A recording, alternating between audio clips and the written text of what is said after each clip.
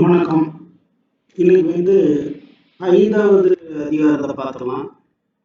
ஐந்தாவது அதிகாரம் இல்வாழ்க்கை, அது எப்படி சுலபமாக ஞாபகத்தில் வச்சுக்கிறதுங்கிறத பற்றி இந்த வீடியோவில் பார்க்கலாம். இது வரைக்கும் 4 அதிகாரம் எப்படி மனப்பாடம் பண்ணுறதுன்னு நான் சொல்லி கொடுத்துருப்பேன். அதில் பார்க்காதவங்க ஒரு வாட்டி அதை பார்த்துருங்க. பார்த்தவங்க எப்படி இருந்துச்சு எக்ஸ்பீரியன்ஸ் அப்படின்னு சொல்லி இந்த கமெண்ட்டில் எழுதுங்க. இப்போ வந்து 5வது அதிகாரத்தை பார்த்தோன்னா, 5வது அதிகாரத்தில் இருக்கிற பாடல்களை முதல்ல ஒரு வாட்டி படிச்சிடலாம். இல்வாழ்க்கை அப்படிங்கிறது அதிகாரம்.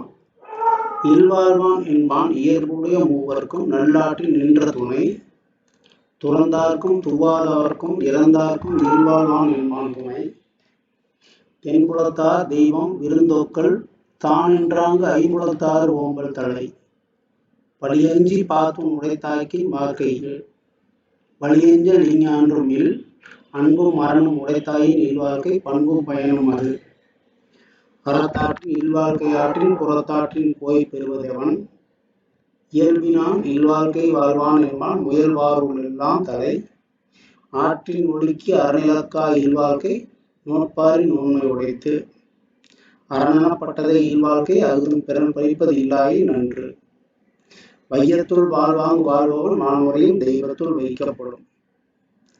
இந்த 10 திருக்குறள் எப்படி ஞாபகத்தில் வச்சுக்கணும்? நம்ம வழக்கமான முறை தான். முதல் சீர் முக்கியமான சீர். முதல் சீர் தெரிந்தாலே திருக்குறள் பாதி ஞாபகத்துக்கு வந்துடும். அப்புறம் 4வது சீர், 5வது சீர், இந்த 3 சீரும் ஞாபகத்தில் வச்சுருக்கணும்.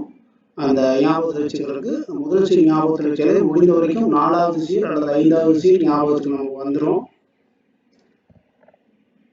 அதனால் இந்த திருக்குறளை ஈஸி ஞாபகத்தில் வச்சுக்கலாம் நம்ம.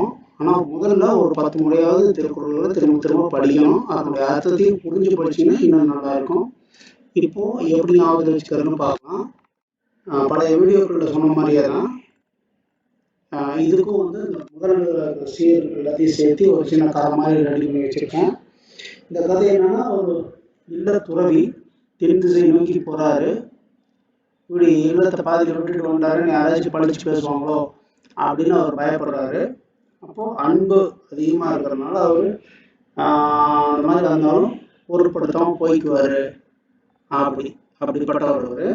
அப்படி போயிட்டு இருக்கிறவர் ஒரு ஆறை தாண்டி போகிறாரு. ஆறை தாண்டி போகும்போது அது இயல்பாகவே அவருக்கு ஒரு உள்ளார ஒரு எண்ணம் தோன்றுறது. என்னன்னா, இந்த ஆறு பாரு எவ்வளோ ஒழுக்கத்துடன் ஓடுது, அதுக்கு கீழே வந்து எத்தனையோ தடைகள் இருக்குது.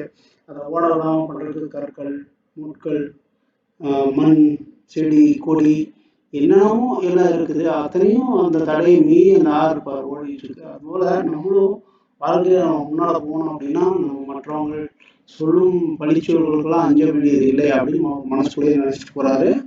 அதுவே அறனென்ற வாழ்க்கை. அரண் என்பது அதுவே. இதுவே வையத்துள் வாழ்வாங்கு வாழ்பவர்கள் செய்ய வேண்டியது அப்படின்னு சொல்லி அவர் நினச்சிக்கிற மாதிரியான இது ஒரு கதை. இப்போ பார்த்தீங்கன்னா வேகமாக சொல்லணும்னா, இல்லத்துறவி தென் திசை நோக்கி போகிறாரு. பழிக்கு அஞ்சுவது போல் அவர் மனம் தோன்றினாலும் அன்பு அவரிடம் அதிகமாக இருப்பதால் அந்த பழி அவரை பழிச்சொல் அவரை ஒன்றும் செய்ய போவதில்லை. அப்போ ஆறை தாண்டி போகும்போது இயல்பாகவே அந்த ஆற்றின் ஒழுக்கத்தை பார்க்குறாரு. அதுபோலவே நாமும் நமக்கு இருக்கும் தடைகளை மீறி தடைகளை பொருட்படுத்தாமல் வாழ்வில் முன்னேறி செல்ல வேண்டும். இதுவே வையத்துள் வாழ்பவர்களுக்கு ஒரு முக்கியமான ஒரு பண்பு அப்படின்னு அவர் நினைக்கிற மாதிரி இது ஒரு கதை. இப்போ இதில் பார்த்தீங்கன்னா எல்லா பொருளுடைய முதல் சீர் வந்துடும். இங்கே பார்த்தீங்கன்னா வையத்துள் வாழ்வாங்கு வாழ்வும் மாணவர்களின் தெய்வத்துள் வைக்கப்படும், அறத்தாற்றின் இல்வாழ்க்கை ஆற்றின் புறத்தாற்றின் போய் பெறுவதவன், அன்பும் அறத்தும் அறனும் உடைத்தாயின் வாழ்க்கை பண்பும் பயனும் அது, தென்புலத்தார் தெய்வம் விருந்தோக்கள் தான் நின்றாங்க ஐம்புலத்தார் ஓம்பல் தலை, இயல்பினால் இல்வாழ்க்கை வாழ்வான் என்பான் முயல்வாருள் எல்லாம் தலை. இப்படி எல்லா பொருளுமே ஞாபகத்துக்கு உங்களுக்கு வந்துடும். நீங்கள் எந்த ஆர்டரில் கேட்டாலும் சரி, முதல் சீர் மட்டும் தெரிஞ்சிச்சுன்னா சொல்லிடலாம்.